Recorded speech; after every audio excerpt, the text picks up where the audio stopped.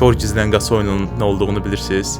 Gəlin sizə bir nümunədə göstərim. Təsəvvür elə, evdə qızınla kör gizlən qaç oynayırsan.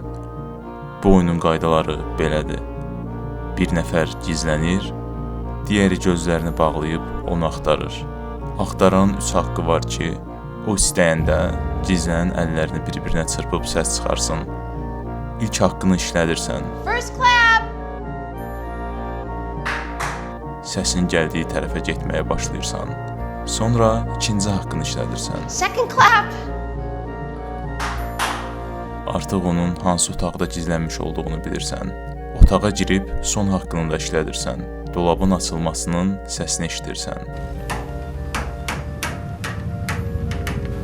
Sonra da əllərinin səsini eşidirsən.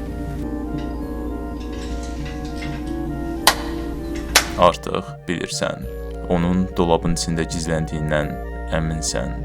Yaxınlaşıb əllərini dolaba salırsan.